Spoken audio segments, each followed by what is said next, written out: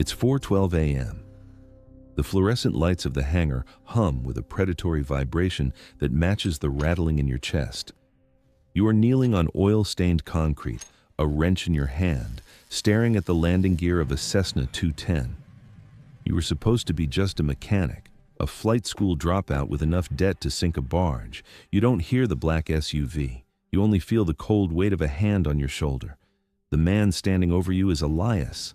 His suit costs more than your life. His eyes are the color of a shallow grave.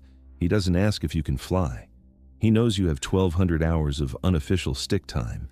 He points at a duffel bag and a GPS. The last pilot tried to renegotiate mid-air, Elias says, his voice like grinding stones. He's no longer with us. You have 10 minutes to be in the sky, or your debt becomes a death sentence. You don't think about the law. You think about the chrome of the pistol tucked into his waistband. You climb into the cockpit. As the desert swallows the hangar, your life as a civilian ends. You are now the only thing moving $5 million of white oil across a border that doesn't want you to exist. The Shadow Corridor.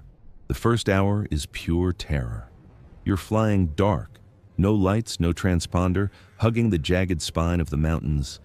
You learn the first rule of the cartel. Gravity is a more immediate threat than the police. If you fly too high, radar finds you.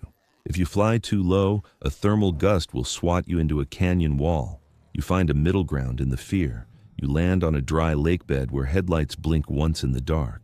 Men in tactical gear swap the bags for a bundle of cash. $20,000 for 90 minutes of work. The shaking in your hands stops. It's replaced by a cold, calculating clarity. 6 months later, you've moved from the desert to the coast.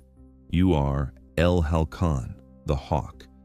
You've learned to hide in the radar shadows of commercial airliners and which air traffic controllers need a wire transfer to lose your tail number. The money is no longer a number, it's a scoreboard. You move $80,000 before breakfast. You buy your mother a house she thinks is funded by consulting. The cost of authority. But the system demands more than skill. It demands your soul. You are summoned to a villa in Sinaloa to face the boss. He isn't interested in your flight path. He's interested in a leak. A junior pilot you trained got greedy. He's tied to a chair in the corner. The boss asks your opinion on the protocol. You realize this is the true test. If you show mercy, you are a liability. The system only works if the weight is exact, you hear yourself say. Your voice is a stranger's, cold and hollow. If the weight is wrong, the plane crashes. You don't look back as you leave.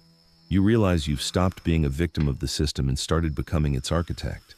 You don't sleep without white noise anymore. The silence feels like a loaded gun. The untouchable ghost years pass. You've graduated to decommissioned military transports. You move scientists, politicians, and billions in assets. You've survived storms that tore other planes apart and outrun DEA interceptors by diving into thunderstorms where no sane pilot would follow. You are now a strategic power broker. You negotiate fuel contracts with dictators and design routes through West Africa. You have offshore accounts that could fund a small army. But the higher you climb, the thinner the air becomes.